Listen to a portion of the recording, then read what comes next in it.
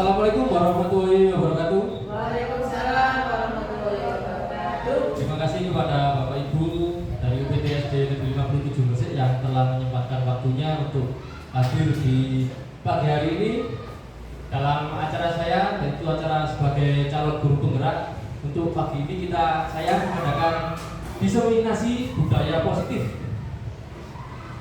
di mana apa budaya positif yang akan kita lakukan dan yang sering kita lakukan di sekolah. Sebelum itu Bapak Ibu, perkenalkan nama saya Muhammad Khaironi Alfan dan saya dari calon guru penggerak angkatan 10 Kabupaten Gresik. Dan pagi hari ini saya mengambil tema budaya positif. Untuk itu Bapak Ibu, saya mau sedikit mengulas apakah itu sebuah budaya. Menurut sudut pandang Bapak Ibu sendiri, apa itu sebuah budaya? Apa yang dimaksud budaya? Pak Roman? Budaya itu seperti kayak kebiasaan yang dilakukan oleh sesuatu budaya adat istiadat yang kebiasaan. Jadi budaya adalah kebiasaan-kebiasaan yang sering kita lakukan, akhirnya menjadi sebuah budaya. Ya, benar. Budaya adalah sebuah kebiasaan yang sering kita lakukan. Dan positif sendiri adalah mengandung unsur yang baik. Artinya budaya positif adalah budaya gambaran kita, pemikiran kita sendiri. Budaya positif adalah sebuah kebiasaan yang baik. Untuk lebih jelasnya Bapak Ibu silakan lihat video ini.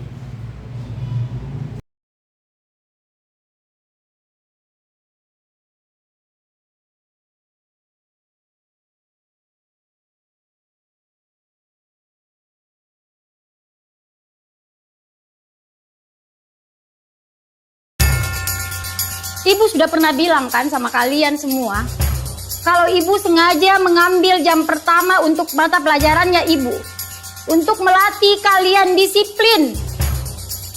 Kalian tahu kan peraturannya ibu? Kalau ibu tidak akan mulai pelajaran kalau masih ada yang terlambat. Kalian ini apakah? Hah? Ada yang mau dengar kah? Kenapa masih ada yang terlambat? Kaila mana? Kaila di mana? Pokoknya ibu sudah bilang, ibu tidak akan mulai pelajaran kalau ada yang... Maaf Kak, terlambat. Kaila, sini kok. Apa lagi alasanmu Kaila? Hah? Ketiduran kau lagi? Macet kau! Anu Bu, begini Bu. Mentong kau Kaila, biang kerok. Gara-gara kau, kita semua hampir tidak belajar. Mentong ini, hukum saya Bu. Sudah. Jangan lagi ada yang melempar. Kaila duduk kok.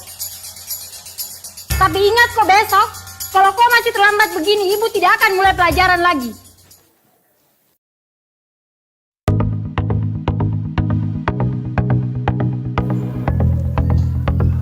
Selamat pagi anak-anak. Pagi, Bu. Betul-betul ini Kaila, Dik. Tidak ada tobat-tobatnya. Kemarin sudah dilempari nih gara-gara terlambat masuk kelas. Ada yang tahu kemana Kaila? Assalamualaikum Bu. Maaf Kak, terlambat. Tidak usah banyak alasanmu. Berdiri ke depan. Sepanjang pelajarannya ibu hari ini, kau berdiri terus di depan. Dede terlambat miseng.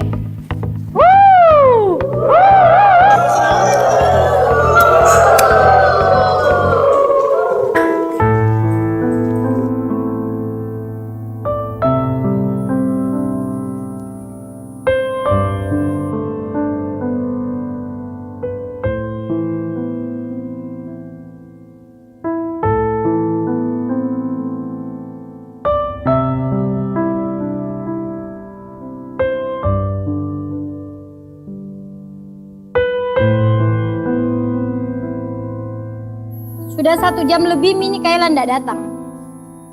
Kira-kira ada yang tahu kemana Kaila? Mungkin hari ini tidak masuk Ibu, karena takut dikasih surat ke orang tuanya.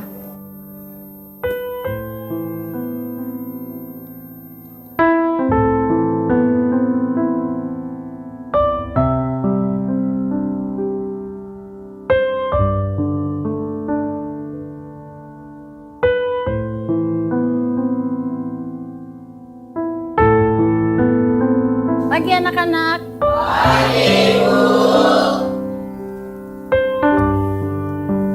Masuk kok Kayla. Udah terlambat mau kok lagi. Kayla ke depan kok. Kenapa, Bu? Berdiri kok di situ. Hari ini saya kan udah terlambat, Bu, tapi saya tetap dihukum. Kok enggak masuk kok kemarin? Sekarang jelaskan kok kepada kita semua di sini kenapa kok selalu terlambat dan malah kemarin kok enggak masuk. Kayla, jelaskan kok.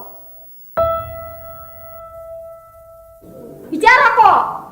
Kayla. Maafkan Kak teman-teman. Karena gara-gara saya, kalian semua enggak belajar. Hari pertama, saya terlambat karena mamaku demam berdarah.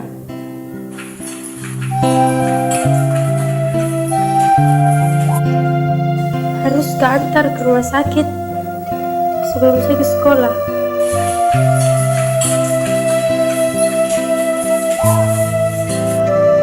Hari kedua, saya terlambat ke sekolah karena harus ke rumah sakit. Suapin makan dulu mamaku, baru saya ke sekolah. Hari ketiga kemarin, saya tidak masuk sekolah.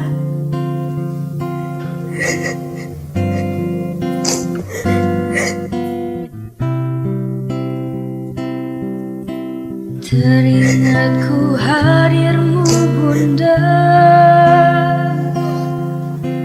manjakanku di kecil dulu. Karena meninggal mamaku. Apakah tergetar hatimu? Di sini anakmu terjatuh. Tak ada tempatku mengadu. Tangisku dalam sendiriku. Kalau bukan karena mamaku suruh Kak jadi insinyur, tidak bakalan Kak masuk sekolah hari ini. Saya kira kalian semua mau lempari Kak. Lemparkan Ma, lempar Mi, lempar Mi, lempar. Saya kira Bu kita menghukum Kak. Hukum Ma.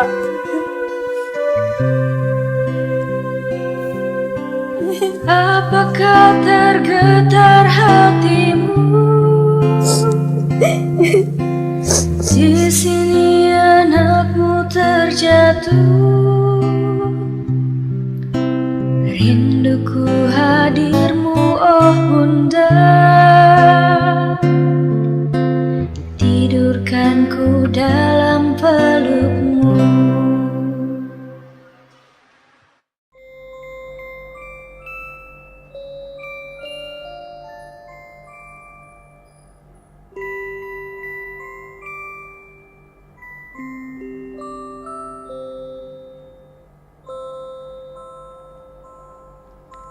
Adakah hidup yang sempurna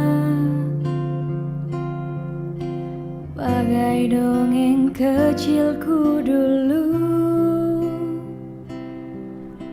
Teringatku hadirmu bunda,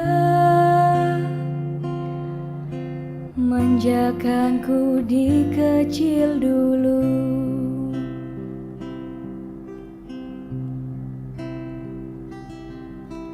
Tak pernah ku ingin menjauh. Tahukah kau akan rinduku? Sujud ampunkanlah dosaku, melukai hatimu bunda.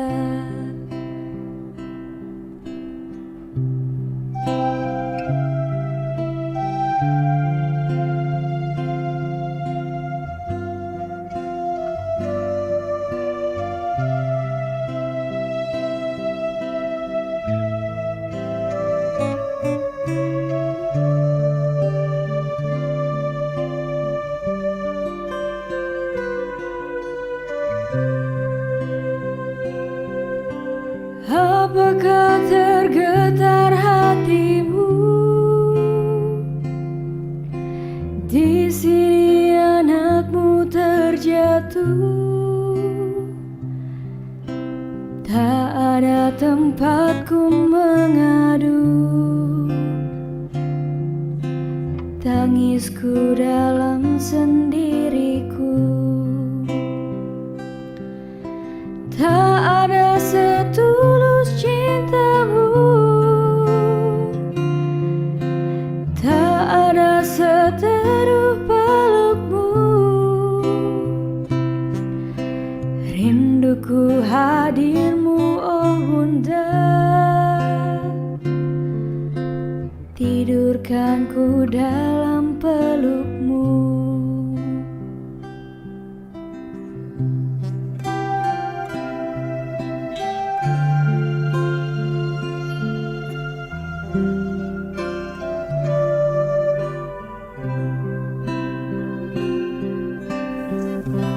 Maafkan kak teman-teman, karena gara-gara saya kalian semua tidak belajar. Hari pertama saya terlambat karena mamaku demam berdarah.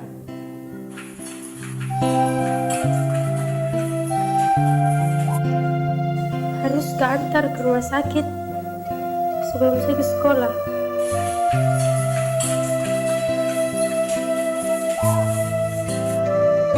Hari kedua saya terlambat ke sekolah karena harus kak ke rumah sakit suapin makan dulu mamaku, baru saya ke sekolah. Hari ketiga kemarin saya tidak masuk sekolah.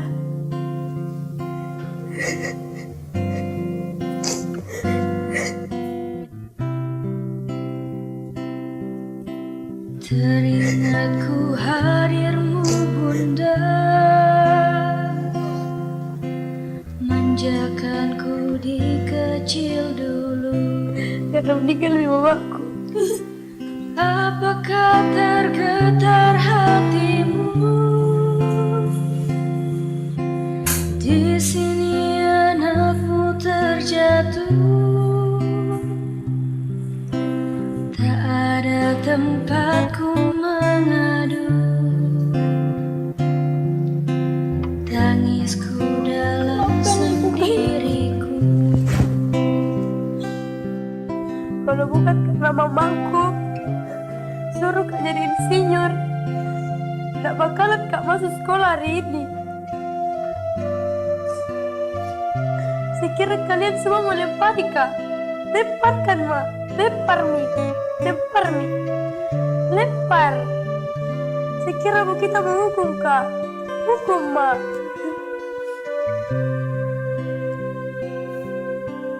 Apakah tergetar hatimu? Di sini anakmu terjatuh, rinduku hadirmu, oh bunda. Tidurkan ku dalam pelukmu.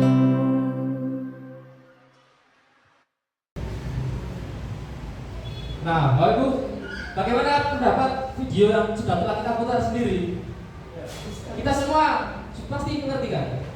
Video tersebut adalah apa yang sering kita lakukan sehari-hari, apa yang kita lakukan kepada murid kita ketika murid melakukan sebuah kesalahan atau apa, dan itu sering yang kita lakukan.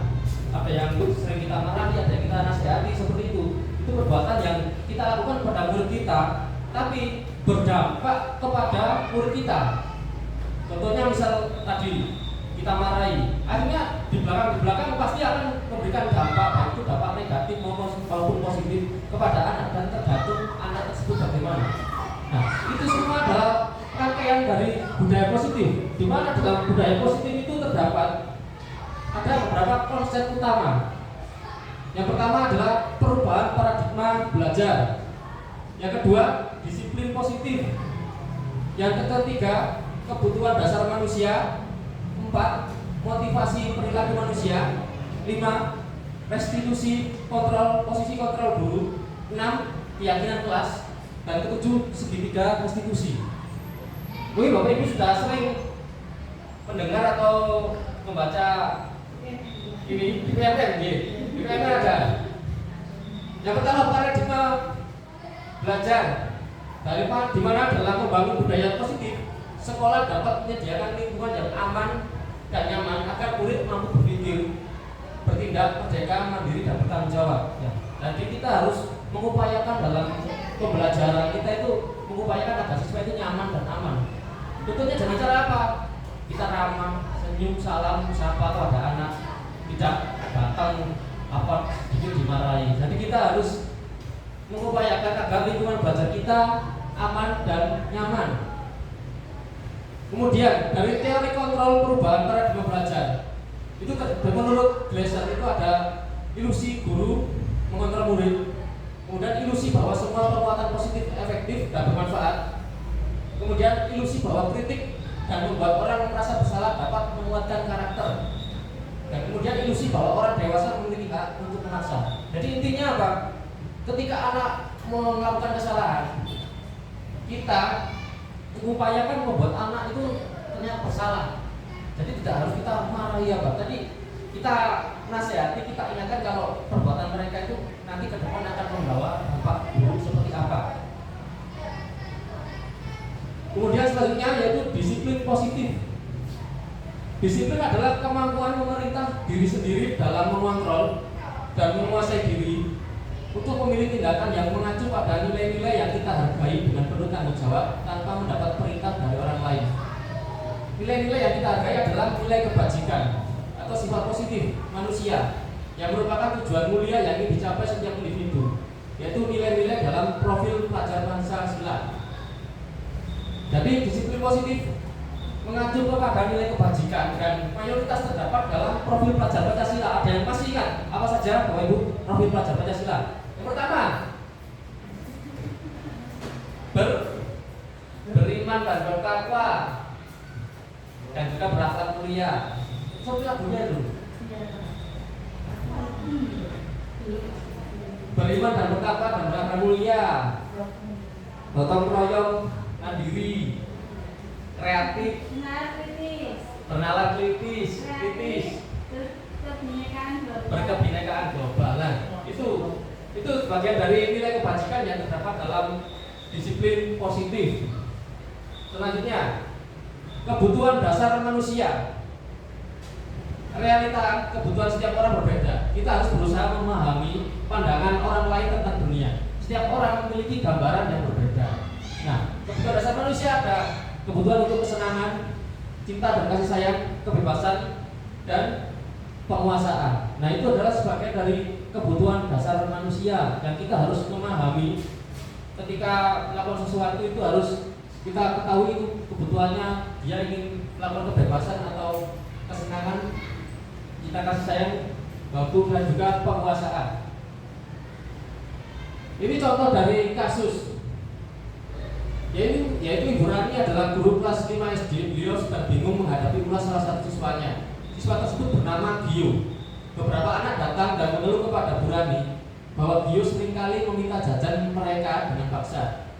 Jika Anda mengalami masalah seperti Bu Rani, apa yang akan Anda lakukan? Menurut Anda kira-kira apa alasan Gio melakukan hal tersebut? Dalam konteks disiplin penerapan positif, Ibu Rani harus mencari tahu alasan Gio melakukan tindakan tersebut agar mengetahui kebutuhan mana yang berusaha dipenuhi oleh Gio. Yang pertama, dari contoh kebutuhan bertahan hidup, yaitu mengapa kok Gio melakukan itu?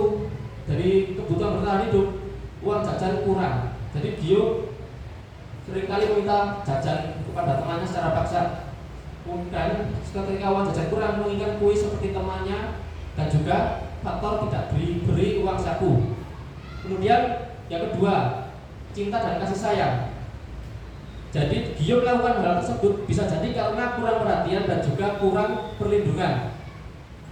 Dan kemudian ketiga, kebebasan. Jadi Gio melakukan perbuatan tersebut bisa jadi ingin dikatakan pemberani oleh lingkungan sekitarnya. Kemudian untuk faktor kesenangan bisa jadi dia tuh setelah melakukan perbuatan tersebut akan merasa bangga bisa mengintimidasi teman. Dan kemudian faktor penguasaan, setelah melakukan perbuatan tersebut bisa jadi dia akan merasa kuat dan merasa berhasil dan juga puas telah memperdayai temannya. Jadi ketika ada kejadian tersebut, ada sebuah kejadian, contohnya kejadian seperti ini, kita harus mengambil beberapa sudut pandang. Jadi ada faktor untuk kebutuhan bertahan hidup, cinta, kasih sayang, kebebasan, kesenangan, dan penguasaan. Nah, itu kita harus tahu siswa tersebut melakukan perbuatan tersebut itu karena faktor apa. Jadi kita bisa tahu cara menanganinya.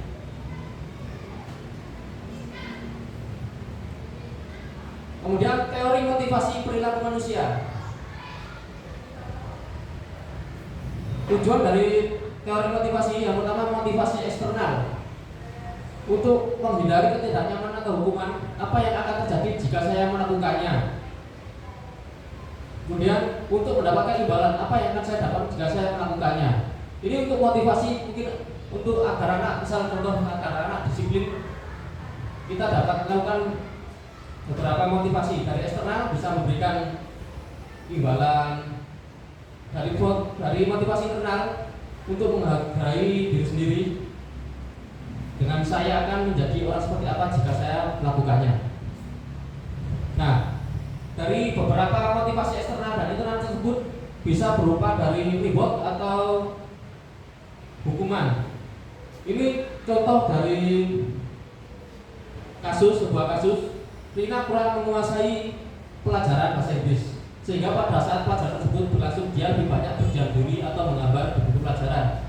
Pada saat guru bahasa Inggris yaitu Bapak Riko menanyakan pertanyaan, Rina menjadi gugup dan tak sengaja menjatuhkan kotak pensil yang ada di meja.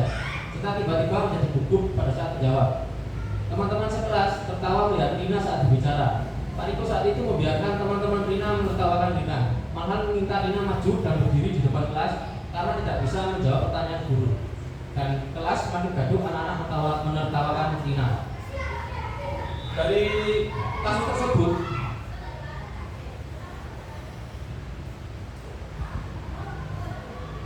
kita dapat mengidentifikasi yang pertama, identitas dari gagal dari hukuman. Sesuatu yang menyakitkan harus terjadi. Contoh sanksi konsekuensinya adalah sesuatu harus terjadi, restitusi merupakan pilihan, dan seterusnya. Dan saja, mari Bapak Ibu mengidentifikasi dari apakah ini termasuk hukuman atau konsekuensi dari beberapa kalimat dan kasus sebagai berikut. Contoh, lari mengelilingi lapangan basket 2 kali karena terlambat hadir ke sekolah. Itu adalah sebuah hukuman. Tapi berbeda dengan membersihkan coretan yang dibuatnya di meja tulis. Mungkin bagi kita itu adalah pelanggaran, tapi mencoret-coret bangku adalah sebuah pelanggaran. Tapi dengan cara memberikan dia hukuman, dibersihkan, itu bukan sebuah hukuman, tapi sebuah konsekuensi. Ketika mereka merusak harus memperbaikinya. Kemudian lagi contoh, murid diminta push up 15 kali karena tidak memakai masker di sekolah. Itu sebuah hukuman. Tapi mengganti tugas teman yang telah dicoret-coret, itu sebuah konsekuensi. Jadi ketika dia melanggar, tapi dia harus memperbaiki apa yang dia lakukan kesalahan, itu sebuah konsekuensi. Berbeda ketika mereka melanggar, kita beri contohnya mencoret-coret buku temannya, tapi kita suruh dia berdiri di depan kelas satu kaki, itu namanya sebuah hukuman.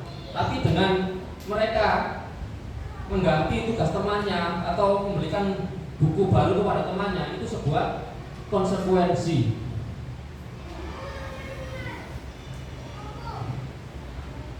Nah, selanjutnya ada 5 posisi kontrol guru. Berikut saya sajikan sebuah video.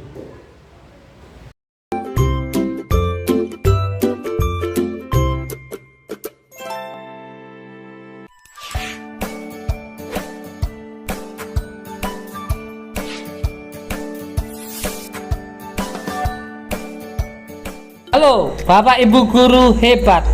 Video ini akan menampilkan 5 adegan interaksi guru dan murid. Silakan menonton dan merefleksikannya.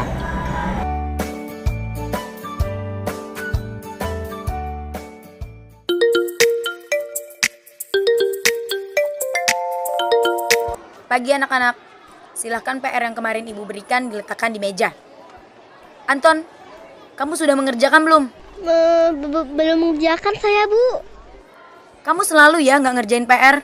Sekarang kamu duduk di depan, lalu tulis. Saya berjanji tidak akan mengulangi lagi. Saya berjanji akan berusaha menjadi murid yang rajin belajar.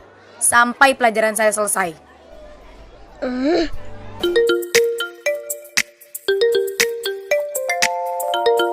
Pagi anak-anak. Hari ini ada tugas ya? Ada yang belum mengerjakan? Anton, kamu sudah mengerjakan? Belum, Pak. Kamu nggak ngerjain tugas ya? Kamu mau jadi apa nanti? Kamu niat sekolah nggak sih? Coba, bayangkan orang tuamu betapa kecewanya sama kamu. Kamu itu sudah kelas 5. Harusnya bertanggung jawab sama dirimu sendiri.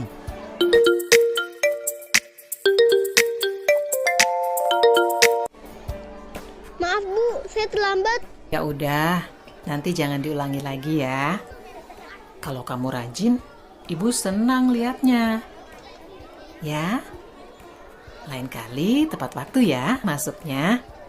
Tos dulu dong. Kita kan teman. Wah, jadi kalau aku terlambat lagi, nggak apa-apa ya.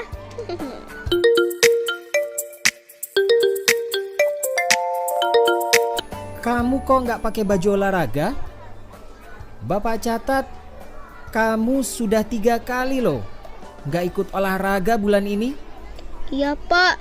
Sudah 3 kali berarti saya dapat sanksi, Pak.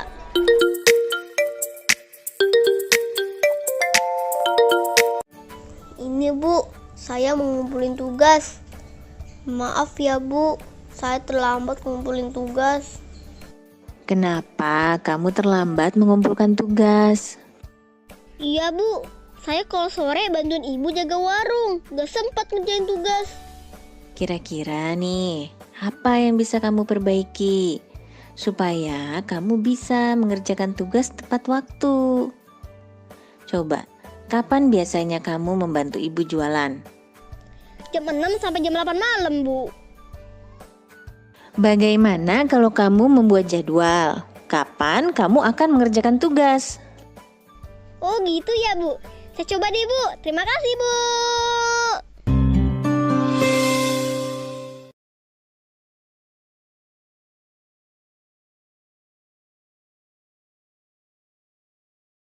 Terima kasih. Tentu Bapak Ibu semua sudah menyaksikan beberapa video tersebut, di mana dalam video tersebut terdapat beberapa kasus di mana dalam penanganan tersebut guru ada ketika menangani sebuah masalah itu ada yang sebagai penghukum, ada yang tadi sebagai pembuat merasa bersalah. Jadi ketika mereka melakukan, bagaimana kita mengkondisikan siswanya agar mereka merasa bersalah setelah melakukan perbuatan tersebut.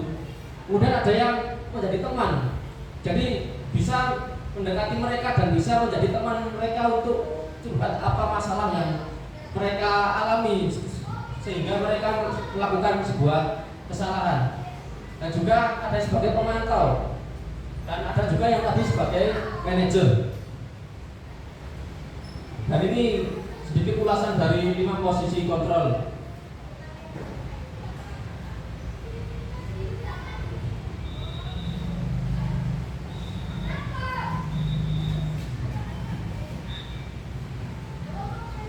Dan kemudian selanjutnya yaitu keyakinan kelas.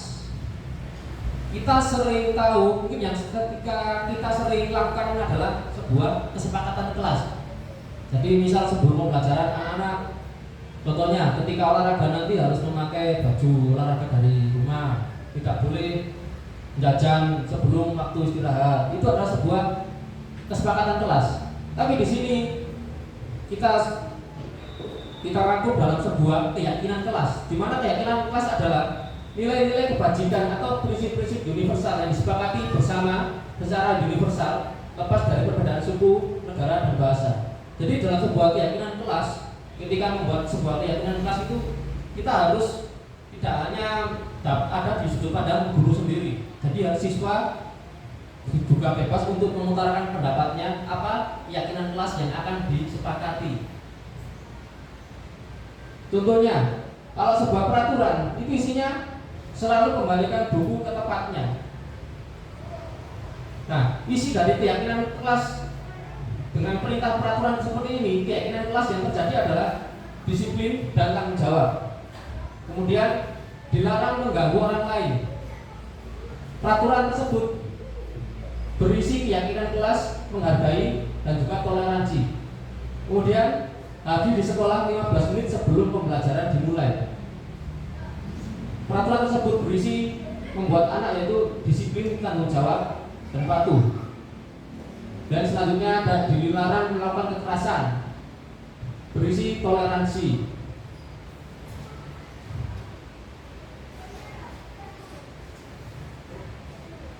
Selanjutnya yaitu segitiga restitusi.